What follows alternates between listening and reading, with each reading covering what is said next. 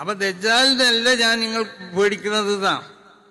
എനിക്ക് ഏറ്റവും പേടി ദജ്ജാൽ അല്ലാത്തതിനെയാണ് എന്ന് പറഞ്ഞപ്പോൾ റസൂലുള്ളാഹിനോട് ചോദിച്ചു സഹാബത്ത്, അതെന്താ നബി അങ്ങനെ പറയാൻ? പ്രയാസങ്ങൾ സഹിച്ചുകൊണ്ടാണ് ഭക്ഷണം ഇല്ലാത്ത ആളുകൾ തിന്നിട്ട ഈത്തപ്പര കുരുവിന്റെ അതിലുള്ളതായ ആ പാട വലിച്ചു തിന്നുകൊണ്ടൊക്കെ ജീവിച്ചവരാണ്. അങ്ങനത്തെ ഒരു കാലഘട്ടം ഇവിടെ ഉണ്ടായിട്ടുണ്ട്. വിശുദ്ധമാവുന്ന ഇൽമിനെ അഭ്യസിക്കാൻ വേണ്ടിയിട്ട് അത്ര പ്രയാസങ്ങൾ സഹിച്ചവരാണ് അവരൊക്കെ. അപ്പൊ പ്രയാസങ്ങൾ സഹിക്കാൻ നമ്മൾ തയ്യാറാവണം. അതോടൊപ്പം ഇത് ആരിലേക്കെങ്കിലും കൊണ്ടുപോയി കൊടുക്കപ്പെടേണ്ട ഒന്നല്ല. മഹാന്മാർ പറയലുണ്ട്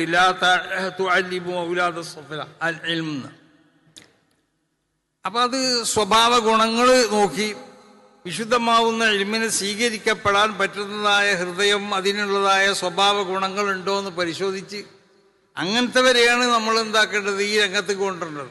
മറ്റുള്ളവർക്ക് അറിവ് പറഞ്ഞു കൊടുക്കണ്ടെന്നല്ല പറയുന്നത്.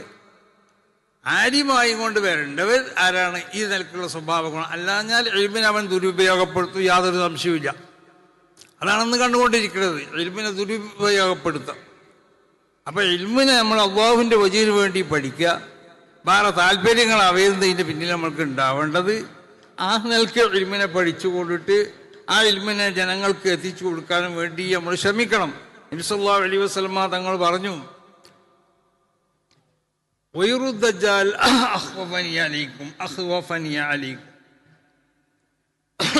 ദജ്ജാൽ അല്ലാത്ത ചിലതിനെയാണ് ഞാൻ ഏറ്റവും അധികം ഭയപ്പെടുന്നത്. ദജ്ജാൽ ഇവിടെ വരും. ദജ്ജാൽ പല നിലക്കുള്ളതായ ഫിത്നകളും പല ദജ്ജാലുകളും വരുന്നല്ലേ. അങ്ങനെ ഓരോ കാലഘട്ടത്തിലും ഓരോ ദജ്ജാലിങ്ങളുണ്ടാവും.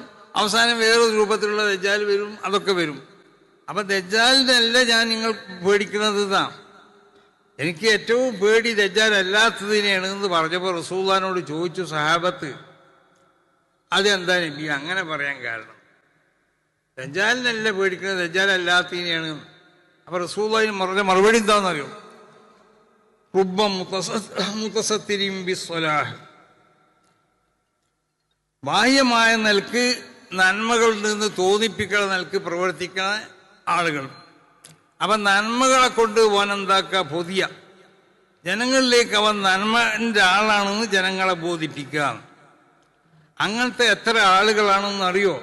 അവര് ഈ ഉമ്മത്തിലേക്ക് ഏറ്റവും അധികം നാശം ഉണ്ടാക്കുന്നവനാണ് മിൻ മുജാഹിരിൻ ബിൽ ഫിസ്ഖ്, തമ്മാടിത്തരം കൊണ്ട് പരസ്യമായി ചെയ്യുന്നവനേക്കാൾ. തമ്മാടിത്തരം പരസ്യമായി ചെയ്തവനാണെങ്കിൽ അവന്റെ പിന്നിൽ ആരും കൂടൂല.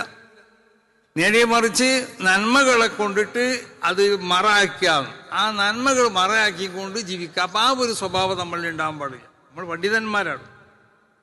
നമ്മളെ ഉള്ളും പുറവും ഒക്കെ നന്മകൾ തന്നെ ആവണം.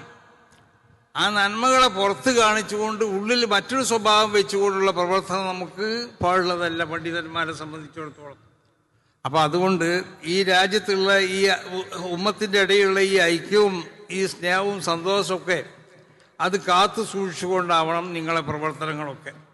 സമസ്ത കേരള ജമിയത്തുൽ ഉലമ എന്ന ഈ മഹത്താവുന്ന പ്രസ്ഥാനത്തിലേക്ക് അതിൻ്റെ നിങ്ങൾക്ക് പ്രവർത്തിക്കാൻ പറ്റുന്നതായ പല മേഖലകളുണ്ടാവും. അതിന് നേതൃത്വ സ്ഥാനത്തേക്ക് നിങ്ങൾക്ക് വരാൻ കഴിയും. അതിൻ്റെ മറ്റുള്ള ഉപസംഘടനകളിൽ നിങ്ങൾക്ക് പ്രവർത്തിക്കാൻ കഴിയും. അങ്ങനെ അതിനോട് ബന്ധപ്പെട്ട നിങ്ങൾക്ക് പ്രവർത്തിക്കാൻ പറ്റുന്ന മേഖലകളിലൊക്കെ നിങ്ങൾ പ്രവർത്തിച്ചു കൊണ്ടിട്ട് സമസ്ത കേരള ജമിയത്തുൽ ഉലമയെ ശക്തിപ്പെടുത്താൻ വേണ്ടി നിങ്ങൾ ശ്രമിക്കണം. അതോടൊപ്പം നിങ്ങൾ പഠിച്ചതായ ഈ സ്ഥാപനത്തിനോട് നല്ല ദീനിന്റെ എല്ലാ സ്ഥാപനത്തിനോടും നിങ്ങൾ നന്ദിയുള്ളവരാവുകയും വേണം.